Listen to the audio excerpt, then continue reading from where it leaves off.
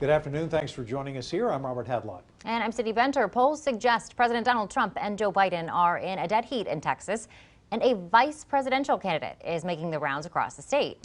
With an in-depth look at that and more on this week's biggest election headlines, we go to KXAN Sally Hernandez. She's with Alana Rocha with the Texas Tribune.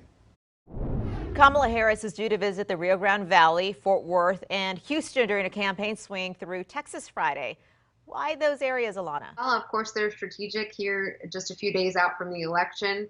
She'll be in Tarrant County, Fort Worth area, because while it was the most populous county that President Trump carried in 2016 and 2018, Democrats showed up for Democrat Beto O'Rourke in his effort to unseat U.S. Senator Ted Cruz. And so they see a glimmer of hope there, a momentum to build on. And so that'll be one of her 3 stops. She'll be in McAllen, one of the largest cities in the Rio Grande Valley, trying to reach out to Latino voters who tend to vote Democratic.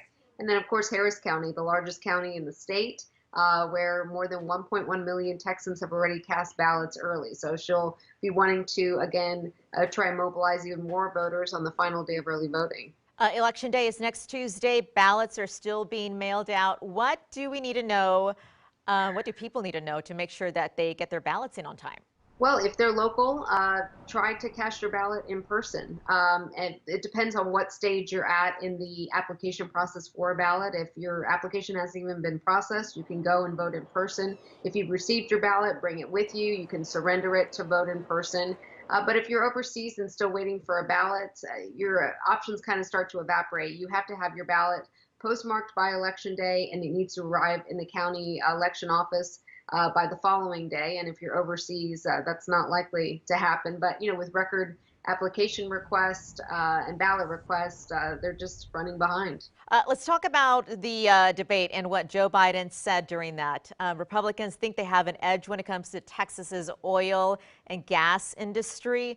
What did Biden say, and why is the GOP saying this is going to help them? Basically, he said, you know, there's been a lot of claims that he and the Harris ticket would ban fracking. He said that's not the case, but that they would transition away from fossil fuels to more renewable energies. Republicans are trying to capitalize on that and say a Democratic president would hurt this industry that's already hurting now in the midst of the pandemic. There's tough races for Republicans up and down the ballot, a lot of outside money, including one for Railroad Commission, a Democrat who's running to be one of 3 people on the commission that oversees oil and gas in this state. So lots to watch, and a last-ditch effort by Republicans to try and keep Texas within their grasps.